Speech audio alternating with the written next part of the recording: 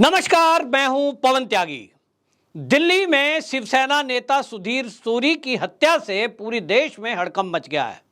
आखिरकार सवाल यह है कि पंजाब में क्या फिर से खालिस्तानी मूवमेंट चलाने वाले लोग एक्टिव हो गए हैं। इस पर सवाल इसलिए उठा है क्योंकि इस हत्या में साधारण केवल एक व्यक्ति के अपराधी के द्वारा हत्या करना नहीं है। जो हत्यारा है उसके बारे में खुलासा हुआ है कि वो हत्यारा कोई क्रिमिनल नहीं है, वो एक दुकानदार था और उसको किसी ने उकसाया इस हत्या करने के लिए धर्म के नाम पर। जी हां, धर्म के नाम पर यह हत्या की गई और इसके पीछे आईएसआई का हाथ बताया जा रहा है। जहां एक तरफ पाकिस्तान में बैठे हुए आतंकवादी इसके पीछे लग रहे हैं, वहीं दूसरी तरफ कनाडा में खालिस्तानी मूवमेंट चलाने वाले लोग इस हत्या को लेकर खुशी मना रहे हैं। इसको लेकर के आपको बता दूं कि जो ये गोपाल चावला है, जो पाकिस्तान में बैठा है, आईएसआई के साथ रहता है और वो खालिस्तानी मूवमेंट चलाने वाले व्यक्तियों के ग्रोह में से एक है। वो इसको लेकर ट्वीट करता है और कहता है कि मैं इस हत्या से बड़ा खुश हूं और अभी तो और ऐसे लोगों को मारा जाना बाकी है। गोपाल चावला लिखता है, पूरी सिख कौम को, पूरी मुसलमान कौम और हर वो कौम जो आजादी चाहती है, वो सुकून चाहती है, मैं उन सबको बहुत बहुत धन्यवाद करता हूं। वो इस तरह के जो ट्वीट लिखता है, मैसेज देता है, इससे एक बात साफ होती है कि पंजाब में खालिस्तानी मूवमेंट चलाने वाले लोग, आतंकवाद को फिर से वहां पैदा करने वाले लोग एक्टिव हो चुके हैं। और इसकी आकांक्षा पहले से थी। जब यहां आम आदमी पार्टी की सरकार बनने जा रही थी, यानी चुनाव थे, उसी समय हमने देखा कि अरविंद केजरीवाल जी एक खालिस्तानी समर्थक के घर में रात्रि विश्राम के लिए रुके थे। भारतीय जनता पार्टी के लीडरों ने उस समय एक आरोप लगाया था कि खालिस्तानी मूवमेंट चलाने वाले लोगों के साथ, उस तरह की विचारधारा रखने वालों के साथ ये अरविंद केजरीवाल जी रात क्यों गुजारते हैं, उनके घर में क्यों जाते हैं। उस समय इस बात को इसलिए हवा कर दिया गया, ये कहा गया कि जिस तरह से भाई चुनाव में एक दूसरे पर कीचड़ उछालते हैं, और ये तक कह दिया गया कि वो तो परिवार वाले हैं, यदि कोई मूवमेंट में ऐसा व्यक्ति था उससे इस किस्से का कोई लेना देना नहीं है। लेकिन आपको बता दूं कि ये जो सुधीर सूरी की हत्या हुई है, इसके बाद एक तरह से ये खुलासा हो गया है कि वाकई में जो आज पंजाब में सरकार है, वो सरकार इस हत्या के पीछे है। ये जो पंजाब की पुलिस है, वरना जो AK-47 लेकर के पुलिसकर्मी खड़े थे, वो वाई कैटेगरी की सुरक्षा प्राप्त है सुधीर सूरी था, और उनको 8 ऐसे पुलिसकर्मी मिले हुए थे जिनके हाथों में AK-47 थी। हत्या करने वाला व्यक्ति खाली एक पिस्टल लेकर आता है और वो गोली मारकर वहां से जिंदा निकल जाता है। ये कैसे होता है? हमने वीडियो में देखा है कि वो पुलिसकर्मी हाथ बांधे खड़े हैं, चाहते तो गोलियों से भून सकते थे, लेकिन अब जो सूत्र हैं वो ये कह रहे हैं कि पुलिस को ऐसा ना करने के ऊपर से हिदायत थी कि जो हत्या की जाएगी, जो हत्यारा आएगा, उसको आपको कुछ कहना नहीं है।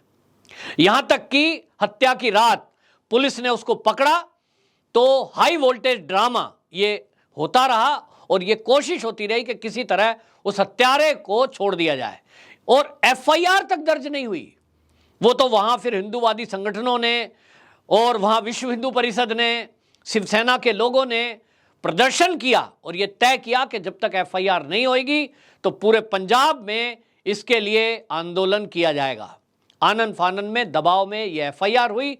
लेकिन अब लोगों का कहना है कि खालिस्तानी मूवमेंट चलाने वाले लोग इस समय जो पंजाब की स्थिति है उसमें सरकार के चलते, क्योंकि सरकार शायद इसके पीछे जिस तरह से अब मौन है, अभी तक आप देखें कि जो पंजाब के CM हैं उनका कोई बयान नहीं है। वो चुनाव में व्यस्त हैं गुजरात में। CM आप पंजाब के हैं लेकिन आप बैठते हैं गुजरात में। इसी तरह अरविंद केजरीवाल आम आदमी पार्टी के संयोजक हैं, उन्हीं की सरकार है, उनकी जिम्मेदारी बनती है, लेकिन वो दिल्ली में प्रेस कॉन्फ्रेंस करते हैं।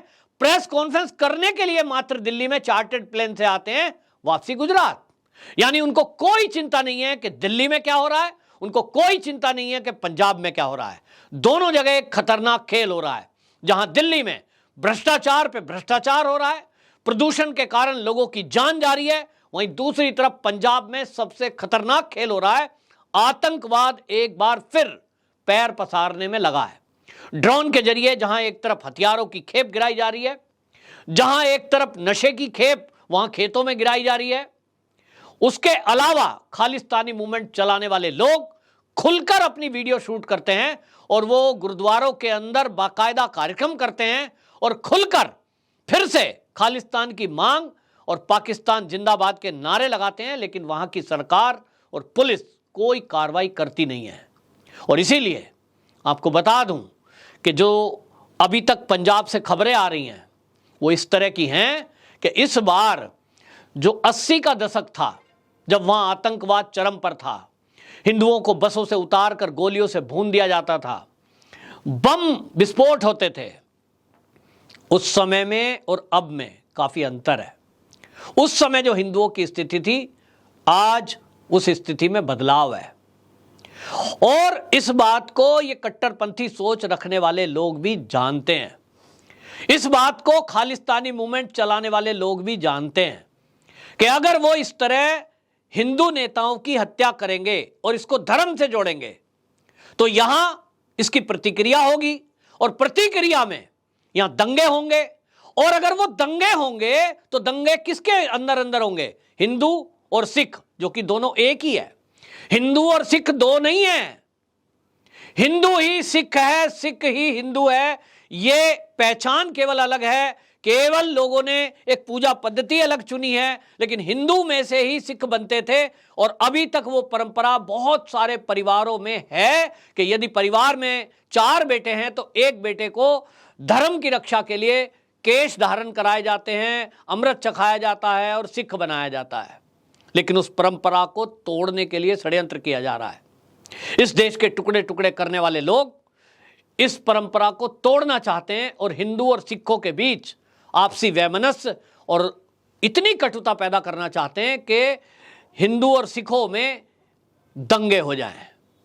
इस साजिश में पाकिस्तान और इस साजिश में पीछे चीन है, लोगों को समझना होगा।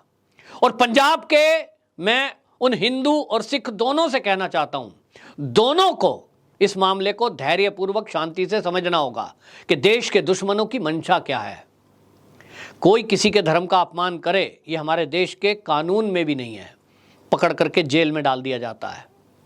और सवाल ही नहीं उठता कि कोई हिंदू किसी सिख के बारे में एक भी टिप्पणी करे। जिसको भी ज्ञान है वो कभी टिप्पणी नहीं करेगा, क्योंकि सिखों का जो इतिहास है वो हमारे देश और धर्म की रक्षा का है, और इसलिए सवाल ही नहीं उठता। लेकिन गोपाल चावला कहता है कि किसी के धर्म के बारे में जो इस तरह की टिप्पणी करोगे उसका हाल ये होगा। तो किसके बारे में? यह हत्या जो हुई है, इसके पीछे के मंसूबे क्या हैं? क्या इस देश में फिर से खालिस्तान बनाने की कवायद शुरू हो चुकी है? तो लोग कहते हैं, पंजाब के हिंदू लोगों से मेरी जो बात हुई है वो ये कहते हैं कि मंशा केवल लोगों की यह है कि यहां सिख और हिंदुओं को आपस में लड़ा दिया जाए। लेकिन यह होगा नहीं, क्योंकि अब 1980 वाला दशक नहीं है, यह 2022 है और यहां केंद्र में एक राष्ट्रवादी सरकार है और उसकी पैनी नजर हर घटना पर है। और इसीलिए आपको बता दूं, गृह मंत्रालय तत्काल इसमें एक्शन में आया और खबर यह थी कि इसमें तत्काल गृह मंत्रालय से ऑर्डर होने वाले हैं। जिस तरह से पुलिस की मौजूदगी में यह सुधीर सूरी की हत्या हुई, पुलिस ने कोई एक्शन नहीं लिया, ना एफआईआर करके उसके खिलाफ कोई एक्शन लेने की तैयारी पुलिस की दिख रही थी। तो इसमें एनआईए की एंट्री की खबर है। यह खबर आ रही है कि यह जो केस है एनआईए को दिया जाएगा, और एनआईए को दिए जाने का मतलब आप समझते हैं कि देश में कोई भी हो तो छोड़ा नहीं जाएगा। एक बार जेल में गया तो गया। एनआईए के इतने सख्त कानून मोदी सरकार ने बना दिए हैं कि जो देश विरोधी एक्टिविटी में या आतंकवादी एक्टिविटी में इसकी पकड़ में आता है एनआईए के, वो आजीवन कारावास में रहेगा, जेल, वो बाहर नहीं आना। तो इसमें भी यही एक्शन होगा। सब लोगों के ऊपर नजर है कौन क्या क्या कर रहा है। सिद्धू मूसेवाला की जो हत्या हुई थी उसके बाद से ये चर्चा उठ गई थी कि पंजाब में क्या फिर से वही दौर शुरू होने वाला है। ये जो सुधीर सूरी की हत्या है, इसके आते आते इस हत्या के बाद इस पर मोहर लग गई है कि वाकई में यहां चुन चुनकर जिन लोगों को टारगेट किया जा रहा है, ये वो लोग हैं जो शायद आम आदमी पार्टी, जो खालिस्तानी मूवमेंट चलाने वाले लोग, या जो पाकिस्तान में बैठे हुए आतंकवादी उनको खल रहे हैं। 1980 के दशक को आप याद करेंगे, उस समय भी इसी तरह पंजाब के एक बहुत अच्छे गायक को इसी तरह मार दिया गया था। मंशा थी बाकी को डराकर उनसे पैसे उगाही करना। यही खेल पंजाब में फिर से शुरू हो रहा है।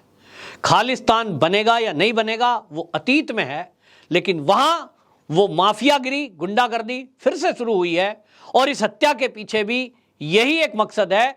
और बाकायदा गोपाल चावला ने कुछ लोगों के नाम लिए हैं कि ये फिर से होगा, और उसने कहा है कि अभी तो निशांत शर्मा और अमित अरोड़ा इनका भी नंबर है।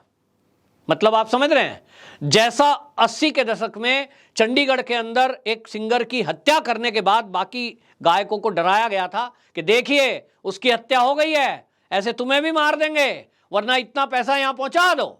ये उगाही हो रही थी और इस उगाही में पुलिस मिली हुई थी और सरकारें मिली हुई थी।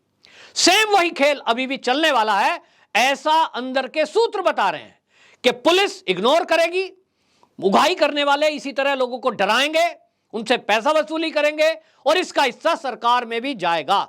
ये मैं अनऑफिशियली जानकारी की बात बता रहा हूं। अब इसकी इन्वेस्टिगेशन इसीलिए एनआईए को दी जाना बहुत जरूरी है, क्योंकि यह मामला राज्य की सरकार और राज्य की पुलिस और अपराधियों के गठजोड़ का है।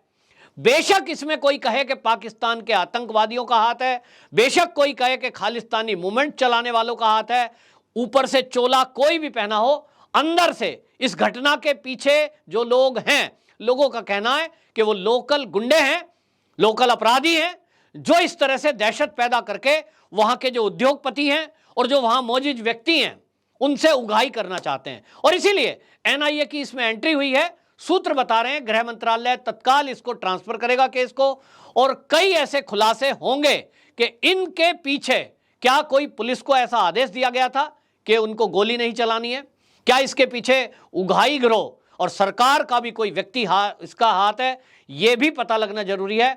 बहरहाल इंतजार करिए, लेकिन इतना जरूर है कि केंद्र सरकार इस पर नजर बनाए हुए है और पंजाब में भी जो हिंदूवादी लोग हैं, हिंदूवादी नेता हैं, वो इस बात को अच्छे से समझ रहे हैं कि ये किसी सिख कम्युनिटी के द्वारा किसी हिंदू पर हमला नहीं है, ये एक अपराधी का एक व्यक्ति पर हमला है। इसी बात को आप सब समझिए।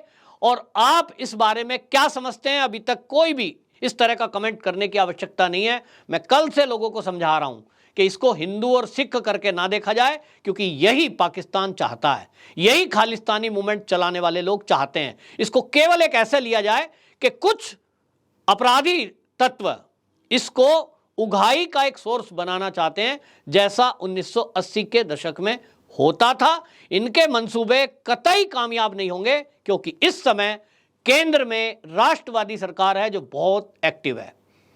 आपकी क्या राय है, आप जरूर बताएं। वंदे मातरम।